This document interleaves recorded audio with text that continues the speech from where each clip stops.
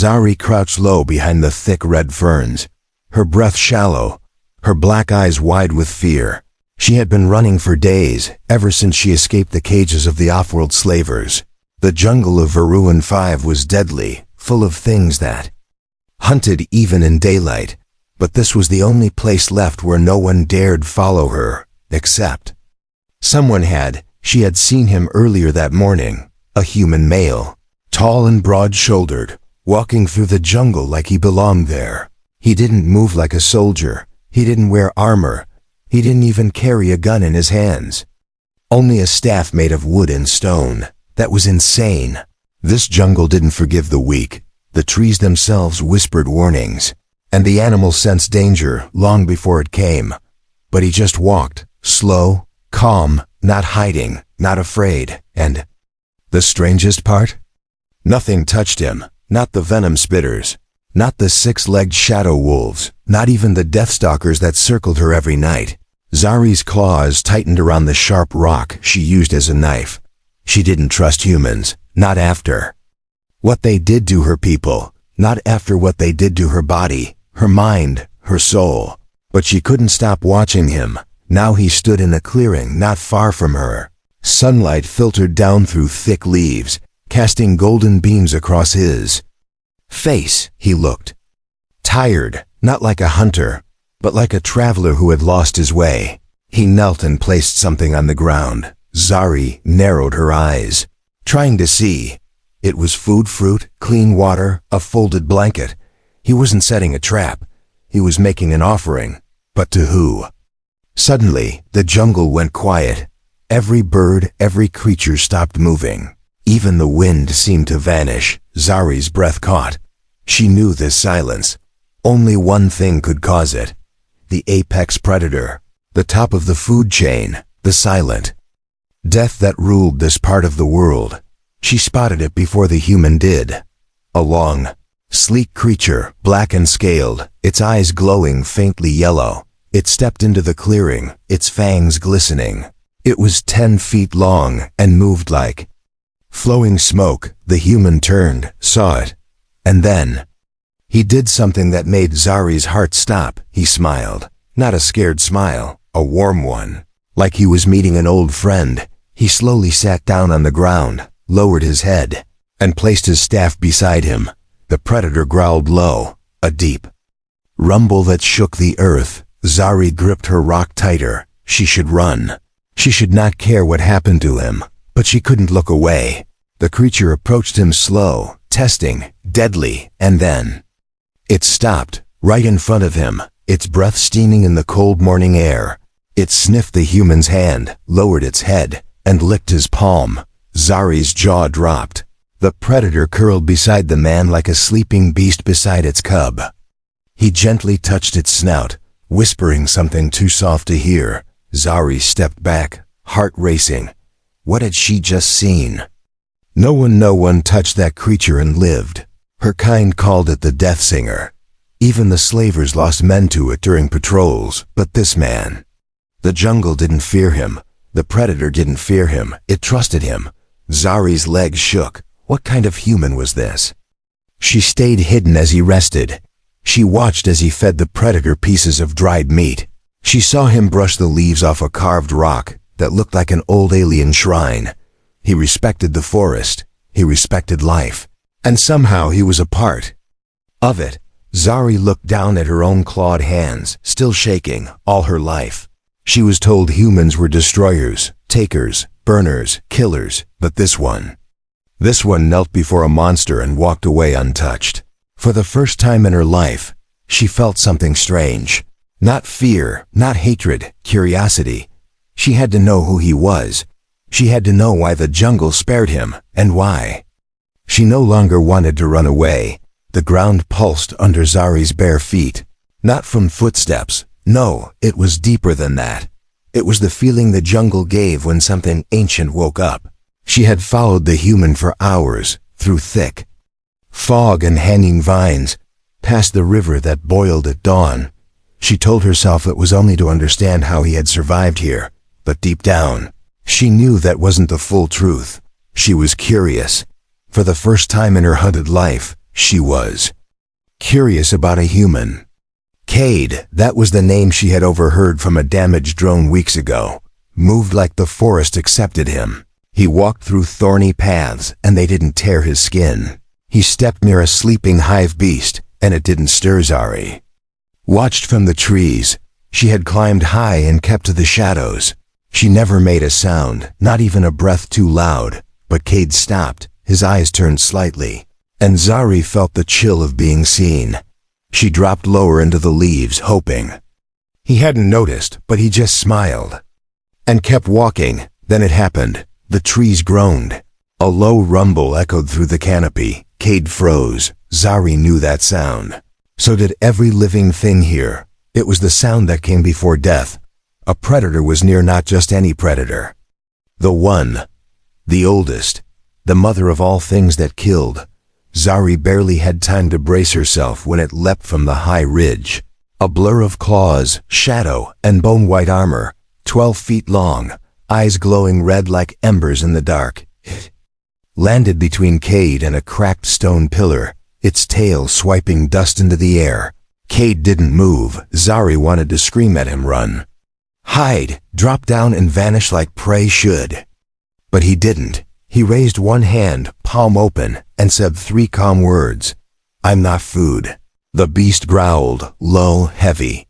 It shook the birds from the trees. Zari's claws clutched the tree branch so tight it cracked. Then the impossible. The predator took a step forward.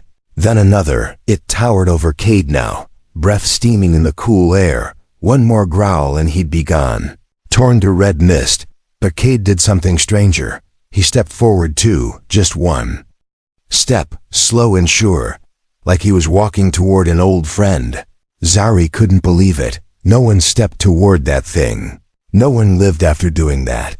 But the predator stopped. It tilted its head, sniffing the air. Its huge nostrils flared as it took in Cade's scent, and then it huffed, not a roar, not a growl, but something softer, a warning, yes, but not for him. Zari felt it in her bones.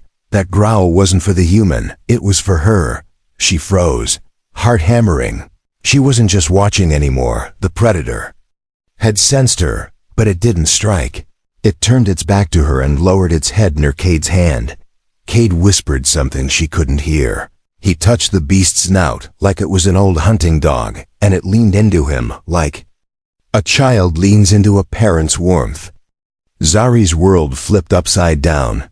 This creature had chased entire survey teams off-world. It had eaten warbits, crushed tanks. It didn't trust. It didn't forgive. It didn't play. But here it was, resting its heavy head in a human's lap. Zari's throat felt tight. Her heart didn't know whether to race or stop. What was he? She'd seen leaders, warriors, and cowards. She'd seen humans burn forests, poison rivers, shoot at anything that moved. But she had never seen one walk among the jungle's rulers like a brother, and now he had heard her. Cade slowly looked toward the trees, not afraid. He didn't raise his voice. He just said softly, "You don't have to hide." Zari's claws loosened from the bark. Her breath shook. That was the first time anyone said that to her, not as a command, not as a threat, but like an invitation. Still, she didn't move, not yet. But in her heart, a wall had cracked, and the jungle was no longer the only place she watched from the shadows. Now she was watching him and wondering if even the apex predator trusted him. Maybe one day she could too. Zari had seen enough death to know how hunters worked. She knew how humans operated. They saw a creature, any creature, and thought, kill it before it kills you. But this one, Cade, didn't follow that rule. He had every chance. The predator's back was turned, its head down, relaxed and close. Cade could have raised his blade or his strange sidearm and ended it in one clean strike. Instead, he just sat there, watching the sky turn pale orange as the sun rose through the mist. Zari sat frozen in the branches above, confused. No soldier would pass that up. No hunter would waste that opening. But Cade? He took a piece of dried meat from his bag, broke it in half, and placed one piece next to the sleeping predator. Then without a word he ate the other piece himself like he was sharing. Zari blinked. She had lived with beasts, slavers, scavengers, and liars. No one shared unless they wanted something in return. So what did he want? He reached into his satchel again and pulled out something odd. A small metal disc, scarred and old. He rubbed it gently and whispered to it. Zari leaned forward, barely breathing. "I kept my word," he said softly, still feeding her. "You'd laugh if you saw this, Reyna." Reyna? A name, maybe, a memory. Zari's heart tugged. She didn't want to feel anything, not for a human. Not again, but something about the way he spoke. Like the pain inside him was quiet, but deep. He wasn't just wandering here. He was carrying ghosts. Suddenly, the predator stirred. It blinked slowly, then rose to its feet and stretched like a great, ancient cat. It nudged Cade with its snout and walked back into the jungle without even a glance toward Zari. She exhaled, but her chest still felt tight. Cade stood, brushing dirt off his knees. He looked tired, but not weak, like a man who had chosen to walk with danger, not out of fear, but out of love. Zari didn't understand it. She didn't want to understand it. But her feet moved anyway. She followed him again, this time more quietly, more carefully, not like a spy, but like a shadow drawn to something warmer than the cold she had lived in for years. Cade passed by a nest of razor fangs, small creatures with poisonous teeth. Zari expected him to crush them or scare them off. Instead, he dropped small berries near their den and moved on. The razor fangs didn't hiss. They just watched him go. Later, he stopped near a small spring one Zari had found weeks ago but avoided. Why? Because it was home to the mirror bird, a creature known for mimicking sounds and biting out eyes with sharp, curved beaks. But Cade didn't chase it away. He filled his canteen, took off his scarf, and gently cleaned a wound on the bird's wing. The bird let him. Then with a musical trill, it flew off. Zari's throat felt dry, not from thirst, but from confusion. Who was this man? She watched as Cade sat on a fallen log, pulled out a small notebook, and began to draw. His hands were rough, his lines messy, but what he drew wasn't weapons or maps. It was animals, flowers, the very things others destroyed or feared. Cade didn't just survive in the jungle, he lived in it. He listened to it. Zari looked at her reflection in a nearby pool, her eyes wild, her hair matted, her skin still marked by the collars of slavers, and she whispered to herself, "Why didn't he kill it?" The question echoed in her bones. She wasn't talking about the predator anymore. She was talking about her. She had seen him glance toward her hiding places. He knew someone was watching, and yet he never attacked, never warned, never set traps. He knew she was there, but never treated her like prey. That terrified her more than any beast, because kindness from a human was something she didn't know how to fight, and a human who didn't kill when he could. That was something new entirely, something she might need to understand. Zari had seen many strange things in the jungle, creatures with teeth under their skin, plants that whispered lies if you got too close, even trees that bled when cut. But what she saw now, this was the strangest, and it was also the most impossible. A predator's nest, not abandoned, not ruined, but full of life. Zari crouched behind a thick root, eyes fixed on the scene ahead. Cade stood near the opening of the den, a dark hole between gnarled tree trunks and rocks, surrounded by bones and claw marks. Everyone knew never to approach a predator's nest. Even the bravest soldiers feared it. The mother never forgave a threat, but Cade wasn't afraid. He was kneeling calm, slow, careful, his hands open, his eyes soft, and in front of him, a young predator, not yet full-sized, but already deadly. Its scales shimmered in the dim light, but one leg dragged as it limped forward, wounded, fresh scars on its side, a broken piece of metal sticking from its thigh. Zari's breath caught. That was human-made. A hunter's trap. She had seen the same design years ago, used by slavers to catch her kind. It didn't kill, it maimed, made the victim easy to control, and now this cub, this deadly little thing, was in pain. Cade reached into his satchel and pulled out a soft cloth and a bottle. He poured the liquid gently over the wound. The cub growled, not in rage but in discomfort. Still, it didn't bite, didn't flee. It trusted him, even in pain. It trusted him. Zari felt her heart twist. This wasn't normal. This wasn't natural. Then came the sound she feared most. A low, sharp rumble from deep inside the den. The mother, massive, armored, and fierce, she stepped out, towering over Cade. Eyes locked on the human touching her injured child. Zari's claws slid from her fingers. She was ready to leap, to run, to shout anything to survive what came next. But Cade didn't move. He bowed his head, not in fear, but in respect. The mother snorted, heavy and slow. She stepped closer. Zari felt the ground shake then. She lay down, curled her tail around the den's edge, and watched, like a guardian, not a killer. Cade whispered something too low for Zari to hear. He removed the metal shard from the cub's leg. The little beast whimpered, but didn't fight. He cleaned the wound, wrapped it, then slowly leaned back and placed food on a stone.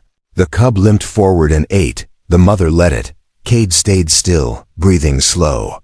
Zari watched it all, her mind spinning. This couldn't be real. Predators didn't show mercy. They didn't let strangers near their young and humans. They didn't heal. They didn't help. Not unless it earned them something. But this one. He wasn't taking pictures. He wasn't tagging it for a bounty. He wasn't calling the ship to trap it. He was just there, like he belonged, like he cared. Zari gripped the bark of the tree beside her. Her arms trembled. Not from fear, but from the way something inside her began to shift. Something old, hard, and cold. Beginning to crack, she looked at her own scars. The ones on her wrists, her neck, her heart. No one had ever tended to her wounds. Not like that. Not even once. And here was a human gently caring for a monster everyone feared, with the kindness Zari had only ever dreamed of. She whispered softly, barely a sound. "Why do you care?" As if he heard, Cade looked toward the trees. He didn't smile. He didn't speak. But his eyes said enough. He knew she was there, and he wasn't afraid of her either. Then slowly, he reached into his pocket and pulled out something small and glowing, a necklace, but not just any necklace. Zari gasped. That was a pendant from her world, a symbol of peace, given only to those who saved, not destroyed. It swung gently in his fingers as he tied it to the tree near the nest and walked away, leaving the cub and its mother in silence. Zari didn't move for a long time. She just stared at the glowing pendant and the impossible moment she had just witnessed. Maybe, just maybe, this human wasn't like the others. Maybe he didn't belong to the world that hurt her. Maybe he belonged to the jungle, to the wild, and in that moment, for the first time, she wanted to believe in something again. She never told him her name. Not once, not even in a whisper, and yet, as the fire crackled in the quiet night, he looked up right at the trees where she hid and softly said, "Zari." Her heart stopped. The name echoed through her bones. A name that had only brought pain when spoken by others. A name that once meant freedom, but had become a reminder of chains. She pressed a hand against her chest, her claws trembling. He couldn't know. He shouldn't know, yet he did. Sat by a small fire, alone, as always. But this time he hadn't brought food for himself. He had laid out 2 portions, one near his feet, and the other just a little farther away, closer to the shadows where she watched. It wasn't bait. It wasn't a trap. He didn't look around. He didn't call out again. He just sat there, as if he trusted the wind would carry his words. To her. Zari stayed in the trees, silent, breathing slow. Her eyes fixed on him like a wild creature afraid of her own curiosity. How did he know? Had someone told him? Was he part of a trap after all? No. No slaver spoke a name with such care. No soldier offered food to a ghost they couldn't see. No liar gave space. She studied him now not like prey, but like puzzle. A living question. Why her name? Why now? The flames danced below, and slowly Cade took out a worn piece of cloth. Folded, old, and covered in faded colors. He held it in his lap like it was made of glass, then unwrapped it to reveal a drawing. Crude, done in charcoal, but detailed enough for her to recognize. Herself.zhar, I gasped. It was her, before the scars. Before the chains. Back when her eyes still held light. The drawing showed her standing beside another Alia, a tall female. With golden eyes. Zari knew who that was. Her sister. Her real family lost long ago in the first raid. Tears burned at the edges of her eyes. She blinked them back, but one escaped and slid down her cheek. Cade stared at the drawing for a moment, then whispered, "You. Both helped me once, a long time ago. You might not remember. But I do." Zari's claws slipped from the branch, not to attack, but because her hands had gone weak. This man, she had saved him before?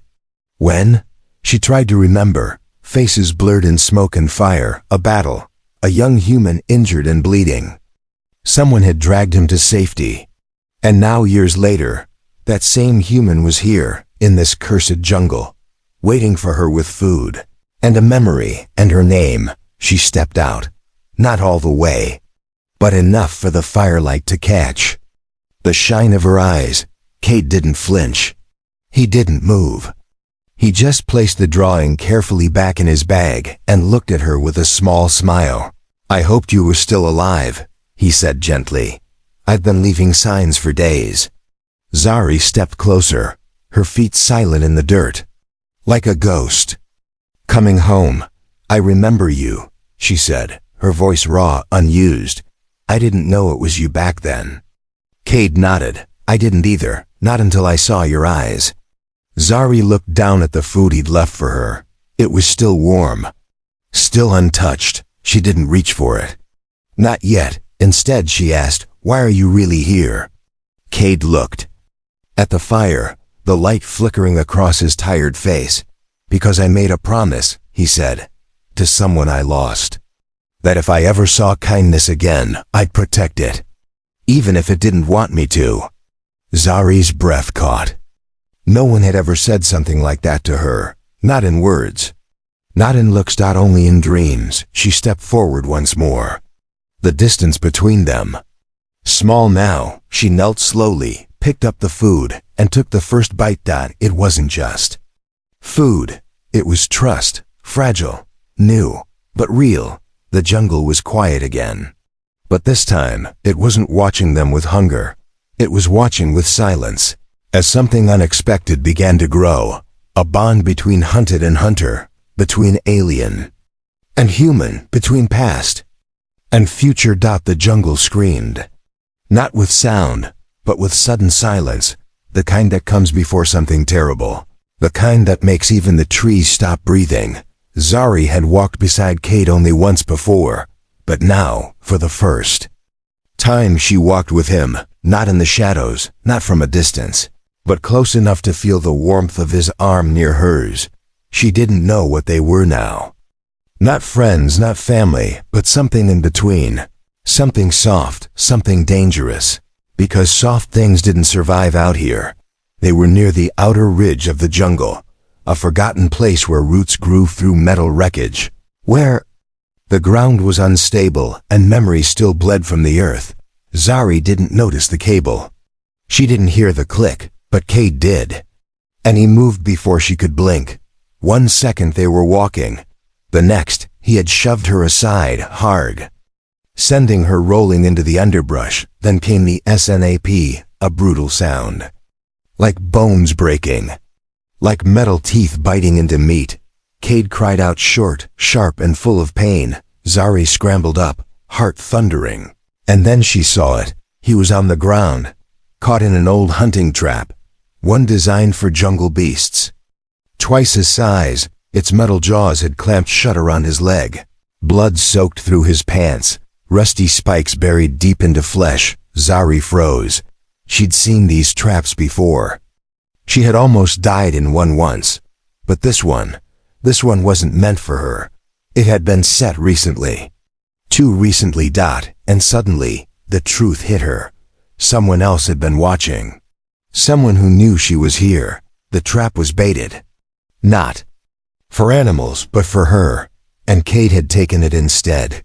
He gritted his teeth, eyes squeezed shut as he tried not to scream again. Zari rushed to him, kneeling beside the trap. Her claws worked fast, faster than ever. She pressed the lock, twisted. The hinge forced the rusted gears apart. His blood stained her fingers. His breathing grew shallow. "You shouldn't have done that," she whispered, voice shaking. "You could have died." Cade opened one eye. Even through the pain, he smiled. "I'm just keeping my promise," he said. "I said I'd protect. You remember?" Zari's throat closed up. She had no answer, not one that could carry the weight inside her. She wrapped a torn cloth around his leg, tight enough to slow the bleeding, but not tight enough to hurt him more. Cade leaned against a tree, sweat on his forehead. "You need to go," he whispered. "There's more traps. Someone's trying to catch you." Zari stood quickly, her eyes scanning the jungle. Whoever had set that trap, they were still nearby. She could feel it, but she didn't leave. Not this time. Not when the man who saved her was bleeding because of her. "I'm not running," she said, and her voice was stronger than she expected. "I don't leave people behind." She tore branches, masked their scent, covered Cade with leaves and moss to hide him. Then she vanished into the trees. Not to run, but to hunt. Minutes passed. Then an hour. Cade lay still, barely conscious, but he trusted her. He knew she would come back. And then, a noise, a soft thump beside him. Zari returned. Her arms scratched, her breathing heavy, but in her hands was the transmitter from a hidden drone. Smashed, silent, broken. "No one's coming for you now," she said coldly. "Whoever set the trap won't be tracking us anymore." Cade looked at her, with pride, with quiet awe. "You didn't run," he whispered. Zari's voice softened. "I wanted to," she admitted, "but I remembered what it felt like when someone stayed." She helped him up, his arm over her shoulder. One limping step at a time, they moved through the jungle. Not predator and prey, not hunter and hunted, but something else, together. And for the first time in years, Zari felt something return, something small, but burning inside her chest. Not fear, not hate, but hope. They had never seen anything like it. Not in all their years of guarding the edge. Not in all their years of watching the jungle burn and grow and bleed. But there she was, a young alien girl, scarred and wild-looking, stepping out of the shadows, with a human leaning against her for support, and behind them, the unthinkable. A full-grown apex predator walking peacefully at their side. Gasps filled the clearing. Weapons were raised, orders shouted, and then suddenly silenced, because the predator didn't roar, it didn't charge. It curled beside the human like a protective parent and lowered its head, calm. Zari stood tall. Not proud, not angry, just steady. Her claws still held Cade upright. His face was pale, his leg bandaged, but he was alive. Because of her. The council, the leaders of the outpost stared, frozen. None of them knew what to say. Not when the jungle itself had followed a human home. One of the officers stepped forward, older, grim, voice like a cracked stone. "You brought a predator to our gates?" he said sharply. "And an alien girl who was listed as missing, possibly dangerous?" Zari didn't flinch. Neither did Cade. He smiled, despite the pain in his leg. "She's not dangerous," he said calmly. "She's the reason I'm alive," the officer sneered. "And the beast?" Cade looked at the predator, then back at the man. "She's the reason it didn't eat all of you." Silence, then a few coughs. A nervous step back. Zari stepped forward alone now, her eyes steady, her voice quiet but sharp like crystal. "This jungle tried to kill me," she said. So did your people, but he didn't. She pointed to Cade. He saved me. More than once, he listened. He fed the creatures you feared. He bled so I wouldn't, and he remembered my name. When I had forgotten it myself, the council didn't know how to answer. No one did. Not when the truth stood in front of them with claws and tears in her eyes. The predator made a low sound, not a growl, but a call. A deep, echoing note that shook the ground like a drumbeat. From the jungle, more eyes appeared, not beasts. Not machines, but witnesses, birds of glass feathers. Whisperhounds with mirrored skin.